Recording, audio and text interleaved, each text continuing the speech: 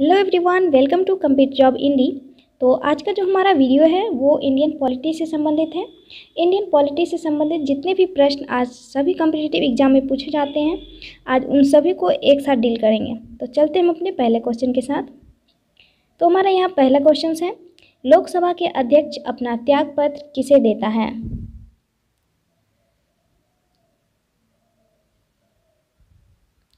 तो इसका सही आंसर हो जाएगा ऑप्शन बी, लोकसभा उपाध्यक्ष को। दोस्तों यहाँ ध्यान रखना है कि लोकसभा के अध्यक्ष अपना त्यागपत्र लोकसभा उपाध्यक्ष को देते हैं तथा लोकसभा का उपाध्यक्ष अपना त्यागपत्र लोकसभा के अध्यक्ष को देते हैं। लोकसभा के अध्यक्ष से संबंधित एक और प्रश्न पूछे जाते हैं कि जब आर्टिकल 108 के तहत राष्ट्रपति संयुक्त बैठक बुलाती है राज्यसभा और लोकसभा की, तो उसकी अध्यक्षता कौन करता है?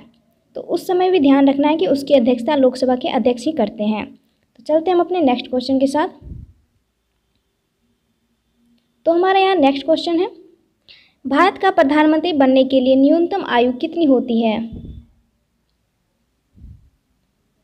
तो इसका सही आंसर हो जाएगा ऑप्शन ए, 25 वर्ष। दोस्तों यहाँ ध्यान रखना है कि भारत का प्रधानमंत्री बनने के लिए न्यूनतम आयु 25 वर्ष होती है, और वहीं राज्यसभा का सदस्य बनने हेतु न्यूनतम आयु अगर पूछा जाए तो वो होगा 30 वर्ष, और राष्ट्रपति या उपराष्ट्रपति बनने के लिए न्यूनतम आयु पूछी जाए तो वो होगा 35 वर्ष, और अगर पंचायत चुनाव लड़ने की न्यूनतम आयु पूछी जाए तो वो होगा 21 वर्ष।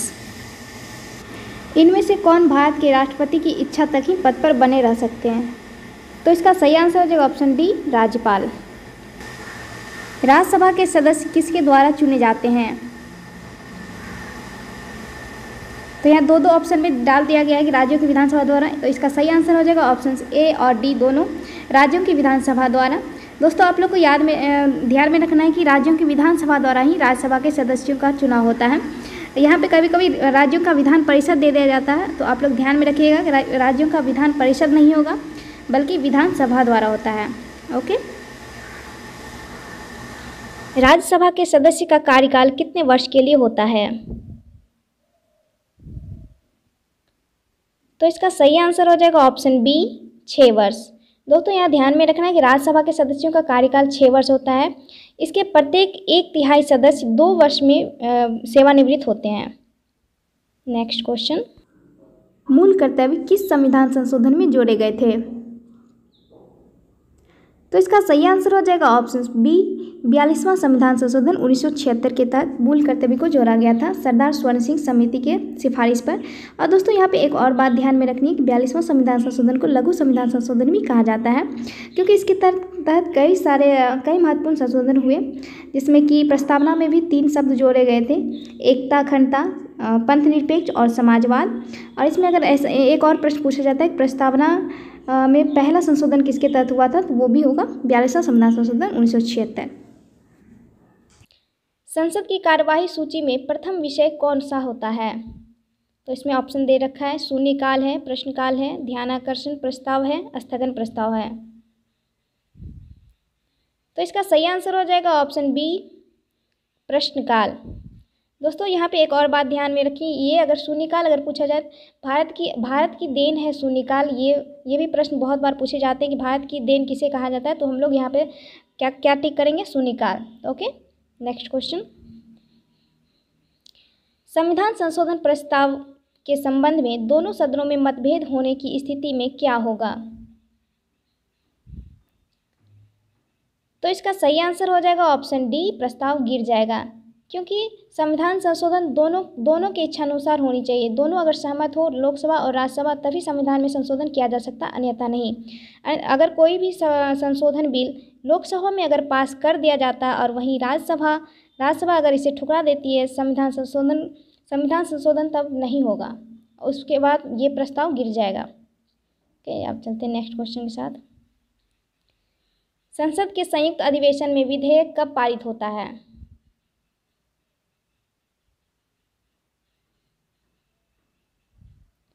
तो इसका सही आंसर हो जाएगा ऑप्शन सी, दोनों सदनों के टोटल उपस्थिति का तथा मतदान सदस्यों के समान बहुमत द्वारा संसद के संयुक्त अधिवेशन में विधेयक पास होता है। और यहाँ पे ध्यान में रखना है कि संसद के संयुक्त अधिवेशन में ऐसे ही विधेयक पास होते हैं जो साधारण विधेयक होते हैं, न कि संविधान संशोधन। संविधान संशोधन अलग अलग सदनों द्वारा अलग अलग विशेष बहुमत के तहत प्रस्ताव पारित किया जाता है, उस तत्पश्चात संविधान में संशोधन किया जाता है। Okay, next question. भारत में संसद के दोनों सदनों की संयुक्त बैठकें क्यों आयोजित की जाती हैं? तो इसका सही आंसर हो जाएगा ऑप्शन डी, उस विधेयकों पर विचार करने और उसे पारित करने के लिए जिस पर दोनों सदनों में मतभेद हो। दोस्तों, जब दोनों सदनों में मतभेद होती है तो राष्ट्रपति आर्टिकल 108 के तहत संयुक्त अधिवेशन बुलाती है, और ये अधिवेशन हमेशा साधारण विधेयकों पर ही बुलाई जाती है। तो चलते हैं हम अपने नेक्स्ट क्वेश्चन के साथ। संसद के दोनों सदनों के संयुक्त बैठक को कौन संबोधित करता है? तो इसका सही आंसर हो जाएगा ऑप्शन डी, राष्ट्रपति। दोस्तों, यहाँ पे ध्यान में रखना है कि संयुक्त बैठक को संबोधन अगर पूछ रहा है तो वो राष्ट्रपति होगा, वहीं अगर अध्यक्षता पूछी जाए वो स्पीकर होगा। Okay, next question. संसद के संयुक्त अधिवेशन की अध्यक्षता कौन करता है? तो इसका सही आंसर हो जाएगा ऑप्शन डी, लोकसभा अध्यक्ष। दोस्तों, यहाँ पे ध्यान में रखना है कि आपको अगर लोकसभा अध्यक्ष दे या स्पीकर दे, बात एक ही है, लोकसभा अध्यक्ष होगा। ओके, अगर किसी सामान्य विधेयक पर राज्यसभा और लोकसभा के बीच मतभेद होता है तो उसका समाधान कौन करेगा? तो इसका सही आंसर हो जाएगा ऑप्शन सी, संसद का संयुक्त सत्र। यहाँ दोस्तों सामान्य विधेयक दिया गया है, इसलिए यहाँ पे संसद का संयुक्त सत्र होगा। हमेशा आपको ध्यान में रखनी है, अगर समान विधेयक हो उसी में संसद का संयुक्त सत्र बुलाया जाता है, और यहीं पे अगर संविधान संशोधन हो, संविधान संशोधन विधेयक बिल हो, तो उसमें कभी भी संयुक्त बैठक नहीं बुलाई जाती है। संसद के कुल सदस्यों का कितना भाग वैधानिक चैम्बर की मीटिंग बुलाने के लिए आवश्यक होता है? तो इसका सही आंसर हो जाएगा ऑप्शन ए, 1/10 भाग। संसदों के वेतन का निर्णय कौन ले सकता है? तो इसका सही आंसर हो जाएगा ऑप्शन ए, संसद। इन विधेयकों में से किसका भारतीय संसद के दोनों सदनों द्वारा अलग अलग विशेष बहुमत से पारित होना जरूरी है? तो इसका सही आंसर हो जाएगा ऑप्शन डी, संविधान संशोधन विधेयक। दोस्तों, संविधान संशोधन विधेयक को दोनों सदनों द्वारा अलग अलग विशेष बहुमत के द्वारा ही पारित किया जाता है। भारतीय संसद के दोनों सदनों की संयुक्त बैठक किसके संबंध में होती है? तो इसका सही आंसर हो जाएगा ऑप्शन सी, साधारण विधेयक। एक वर्ष में मिनिमम कितनी बार संसद की बैठक होना आवश्यक है? तो इसका सही आंसर हो जाएगा ऑप्शन बी, 2 बार।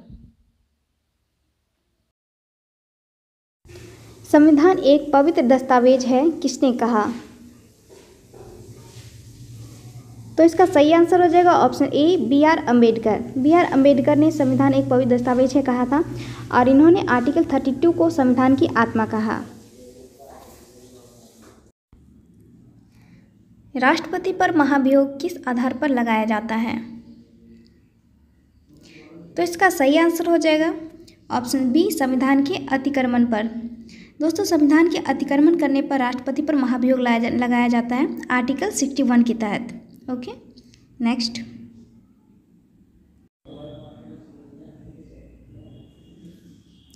राष्ट्रपति पर महाभियोग की प्रक्रिया किस देश के संविधान से लिया गया है?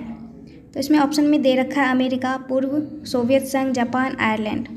तो इसका सही आंसर हो जाएगा ऑप्शन ए, अमेरिका।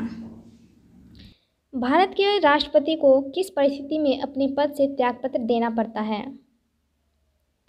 तो इसका सही आंसर हो जाएगा ऑप्शन ए, महाभियोग लगाने पर। कार्यकाल पूर्ण होने से पहले भारत के राष्ट्रपति को उनके पद से कैसे हटाया जा सकता है? तो इसका सही आंसर हो जाएगा ऑप्शन डी, संसद द्वारा महाभियोग लगाकर आर्टिकल 61 के तहत। तो चलते हैं अपने नेक्स्ट क्वेश्चन के साथ।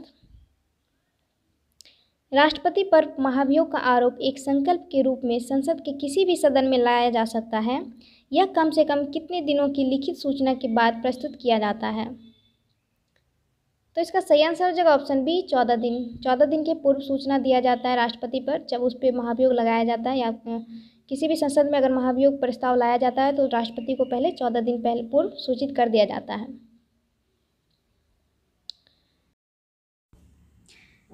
सदन में राष्ट्रपति के विरुद्ध महाभियोग प्रस्ताव पास करने के लिए कितने सदस्यों का समर्थन होना चाहिए?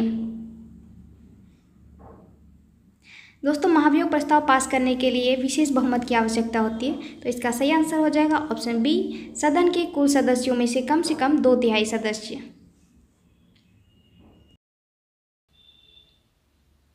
भारत के राष्ट्रपति को कार्य अवधि की समाप्ति से पूर्व पद से कैसे हटाया जा सकता है? तो इसका सही आंसर हो जाएगा ऑप्शन सी, महाभियोग द्वारा। संसद द्वारा लगाई जाती महाभियोग आर्टिकल 61 के तहत। किसी व्यक्ति के राष्ट्रपति के रूप में चुनाव को अवैध घोषित किए जाने की स्थिति में उसके द्वारा अपना चुनाव अवैध घोषित किए जाने के पूर्व के कृत्यों की संवैधानिकता क्या होंगे? तो इसका सही आंसर हो जाएगा ऑप्शन बी, यह कृत्य विधिमान्य होंगे। राष्ट्रपति को पद और गोपनीयता की शपथ कौन दिलाता है? तो इसका सही आंसर हो जाएगा ऑप्शन ए, भारत का मुख्य न्यायाधीश।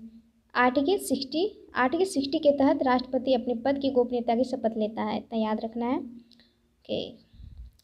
राष्ट्रपति संविधान के किस अनुच्छेद के तहत भारत के मुख्य न्यायाधीश के समक्ष शपथ ग्रहण करता है?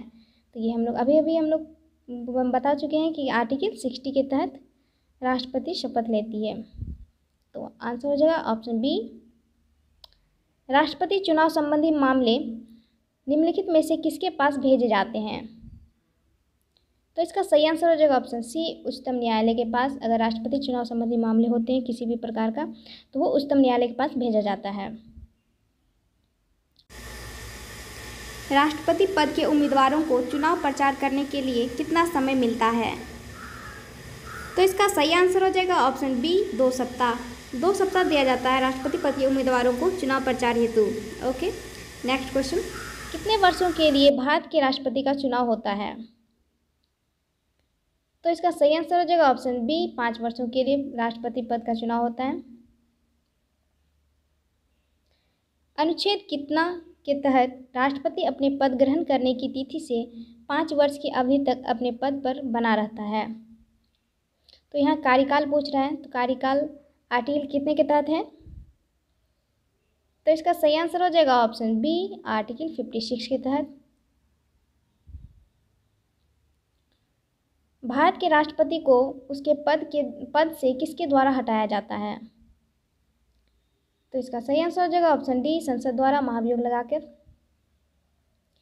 संविधान के उल्लंघन के लिए राष्ट्रपति के विरुद्ध अभियोग कार्यवाही किसके द्वारा शुरू किया जा सकता है?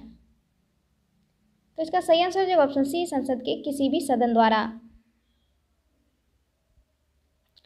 भारत के राष्ट्रपति निर्वाचित होने के लिए किसी व्यक्ति की न्यूनतम आयु कितनी होनी चाहिए? तो इसका सही आंसर हो जाएगा ऑप्शन डी, 35 वर्ष। राष्ट्रपति का निर्वाचन किस प्रकार से होता है? तो इसका सही आंसर हो जाएगा ऑप्शन बी, अप्रत्यक्ष रूप से राष्ट्रपति का निर्वाचन होता है, जिसमें कि लोकसभा और राज्यसभा तथा राज्यों के विधानसभा के सभी निर्वाचित सदस्य भाग लेते हैं। ओके, राष्ट्रपति पद के निर्वाचन हेतु कौन सी पद्धति अपनाई गई है?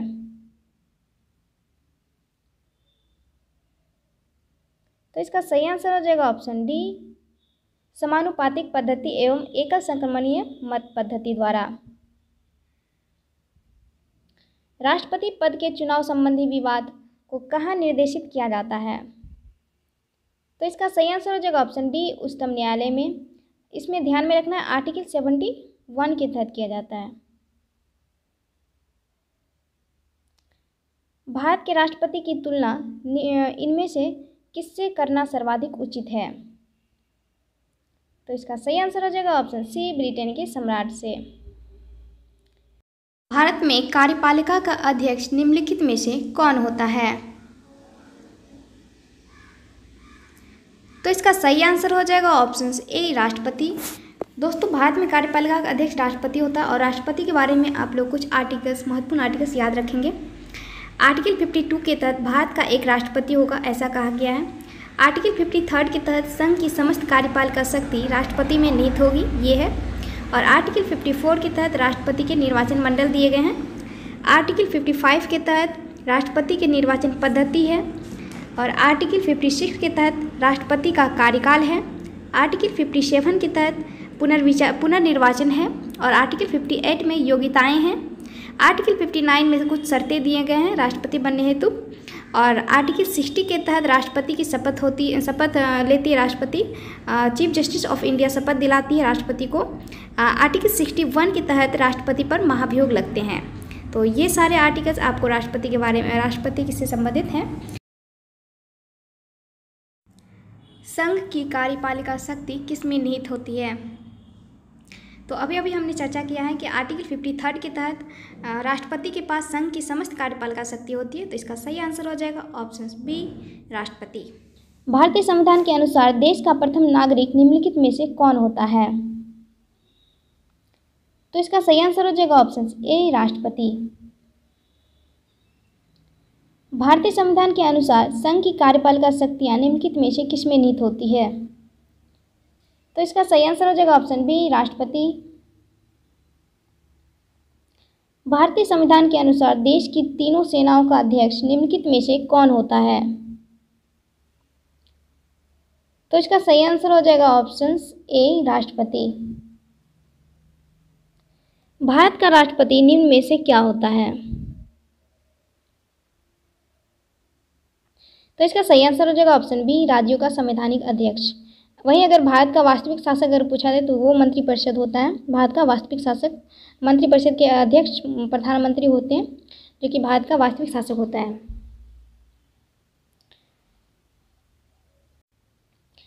भारतीय सशस्त्र सेनाओं का सर्वोच्च कमांडर कौन होते हैं? तो इसका सही आंसर हो जाएगा ऑप्शन ए, राष्ट्रपति। भारतीय सशस्त्र सेनाओं का सर्वोच्च कमांडर होते हैं।